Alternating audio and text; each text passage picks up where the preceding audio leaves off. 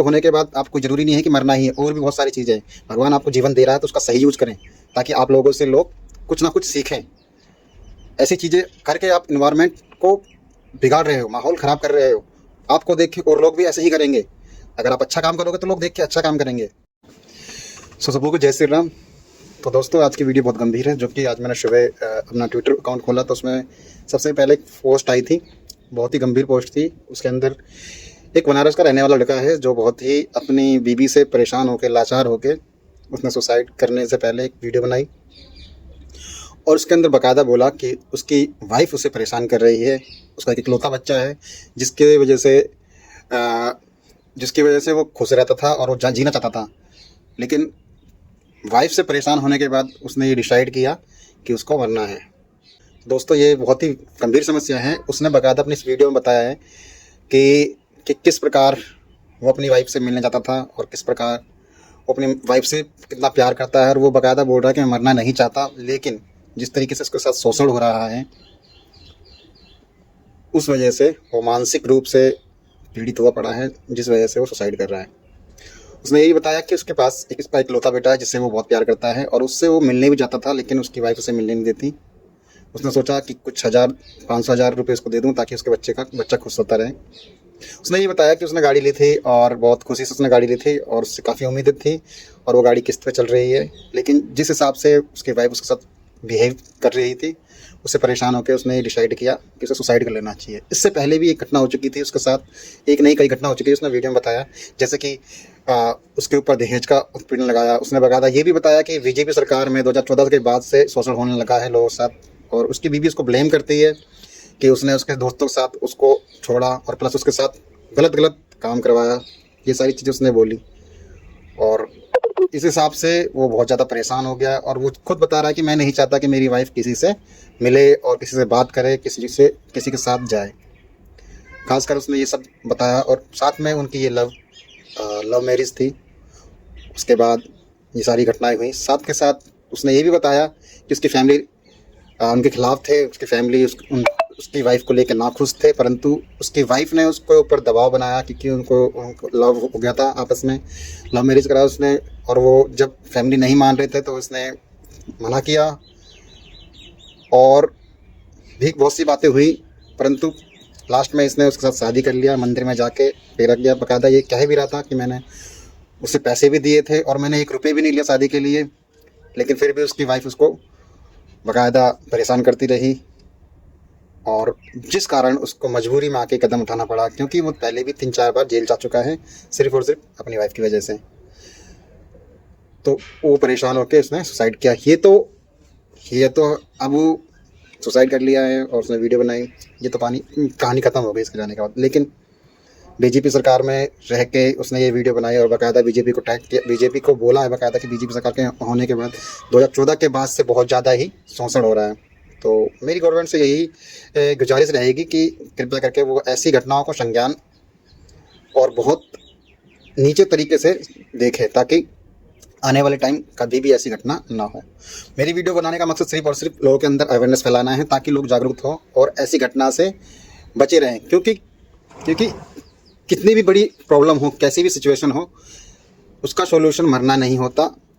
उसने जैसे कि बताया वीडियो के अंदर, उसका एक बेटा है, उससे मिलने नहीं देते और वो मरना नहीं चाहता। तो दोस्तों, बेटा भी है, उसकी खुद की फैमिली भी है, उसे मरना नहीं चाहिए था। ये हमारा ओपिनियन है, लेकिन जिसके अंदर जीने की क्षमता ख़त्म हो जाती है वो ऐसे काम करता है। लेकिन मैं उन लोगों से यही बोलूँगा कि मरना सॉल्यूशन नहीं होता है। कृपया इस चीज़ से दूर रहें।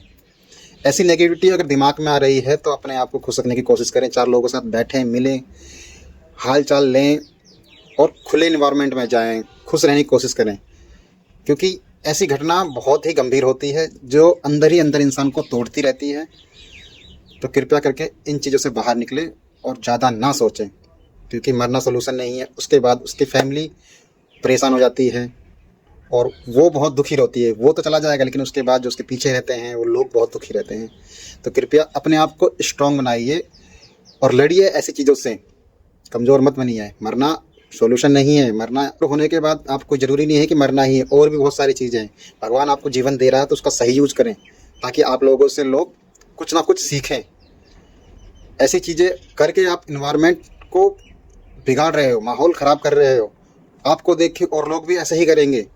अगर आप अच्छा काम करोगे तो लोग देख के अच्छा काम करेंगे। तो प्लीज़ प्लीज़ प्लीज़ आप लोगों से रिक्वेस्ट है, मेरी ये वीडियो बनाने का मकसद सिर्फ यही है, अवेयरनेस फैलाना। किसी को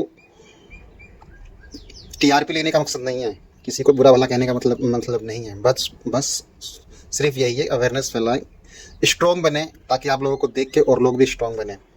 क्योंकि नेगेटिविटी बहुत ही जल्दी फैलती है पॉजिटिविटी के मुकाबले। तो दोस्तों, आप लोग ख्याल रखें अपना भी, अपनी फैमिली का भी। ऐसे कदम ना उठाएं जिससे आपकी फैमिली को पछतावा हो, रोना पड़े। दुख परेशानी हर समय आती है और हर किसी के जीवन में आती है, लेकिन वो ज़्यादा समय तक नहीं रहती। इस वजह से आप लोगों को स्ट्रॉन्ग होना है, फैमिली को स्ट्रॉन्ग बनाना है। अगर आप कमज़ोर पड़ जाए तो आपकी फैमिली कमज़ोर पड़ जाएगी दोस्तों। तो आप लोग जब स्ट्रॉन्ग बनोगे तो आपकी फैमिली भी स्ट्रॉन्ग बनेगी। तो कृपया करके आप लोग ऐसा काम करें कि 4 लोग आपके बारे में वाहवाही करें, आपके आगे करें, आपके पीछे करें, आपकी तारीफ़ करें। कुछ इस तरीके से बने, क्योंकि हमारे यहाँ बहुत से तरह के लोग हैं, उनको देख के प्रेरणा लो और लोगों के साथ शेयर करो। परंतु अगर आप इस राह पे जाओगे जो कि आपको सिर्फ और सिर्फ मरना नज़र आएगा, जीने की चाह छोड़ देना, खुद सुसाइड कर लेना, ये कोई भी सॉल्यूशन नहीं है।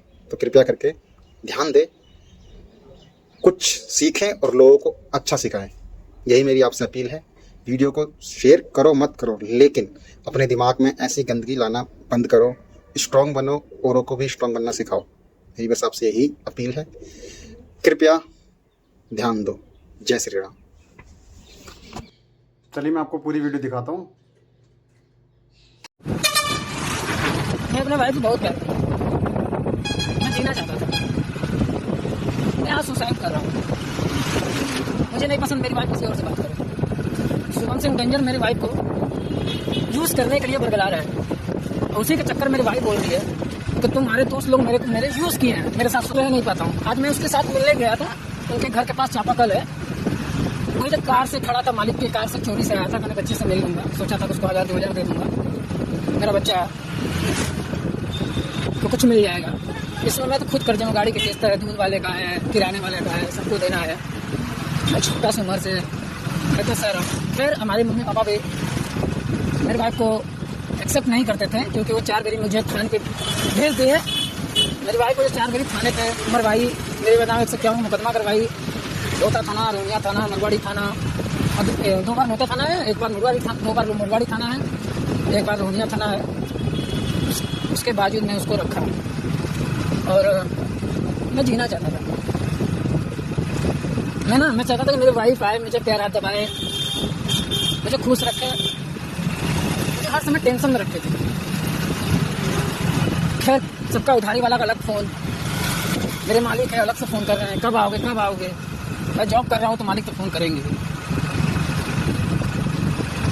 खैर, मैं चाहता हूँ 498 की वजह से मैं मर रहा हूँ। मैं बनारस लोता थाना, बनकट गांव, पोस्ट मंगलपुर ये पड़ता है। रानी मिश्रा मेरी मम्मी आंगनबाड़ी में है, मेरे पिताजी भवानी शंकर मिश्रा गाड़ी लोन पे लिया था, ये भी है।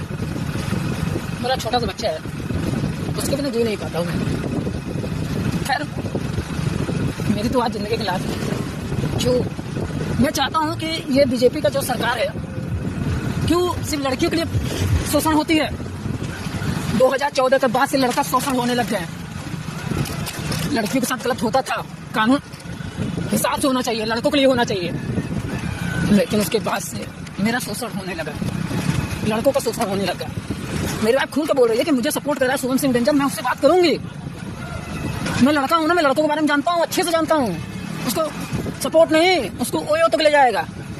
मैं अपने जीते जी उसको ओयो नहीं दिख सकता ना, इसलिए मैं आगे जो मैं बोल रहा हूँ, अभी प्रेजेंट टाइम में मैं पिया नहीं हूँ और मैं पीऊँगा कम से कम 1 फम्मा, क्योंकि मुझे मरने की इच्छा 1% नहीं है। बस मुझे रिक्वेस्ट है मेरी वाइफ को, कोई सजा ना मिले, लेकिन कम से कम उसको एक चीज़ मिले, कम से कम कदर तो कर लेती। मैं उसको सजा नहीं दिलवाऊंगा, कम से कम कदर कर लेती। हाँ, उसके माँ बाप को बोलने बात तो पागल है, उसका इलाज चलता है पांडेपुर में। माँ माँ बोली है कि उसका कॉल ब्लॉक कर दो, व्हाट्सएप ब्लॉक कर दो, सब कुछ ब्लॉक कर दो, यहाँ पर रंडी पेशा करो। एक औरत है वो, उसको नहीं पता कि उसको मर्द कैसे यूज करते हैं। वो एक औरत रहती, सामाजिक रहती तो खुद बोलती कि अपने मर्द का टच में रहो। गुस्सा सब फैमिली से होता है, लेकिन कम से कम ये नहीं होता है कि उसको ब्लॉक कर दो। बात विचार करने से रिश्ता संबंध सही चलता है, ना कि ब्लॉक करने से। जिसकी वाइफ हो, गर्लफ्रेंड जो होती है कि यार गर्लफ्रेंड किसी और के चक्कर पड़ती है, बंदा सुसाइड कर लेता है। और जिसकी वाइफ हो यार, वो क्या करेगा? लव मैंने शादी किया, दहेज में 1 रुपये नहीं लिया हूँ, 1 लाख रुपए मैं इनको दिया।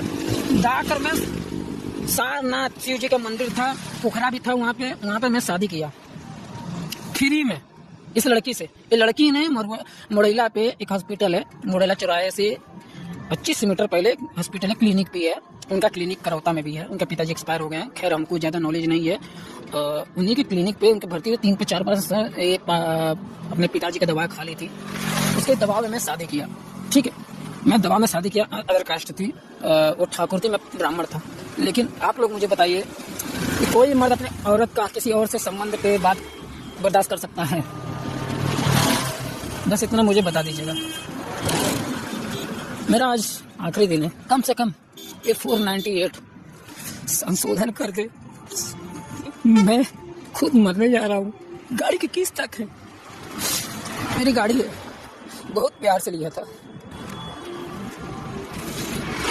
मेरा छोटा सा बच्चा है, मैं कितना सपने देखा था। क्यों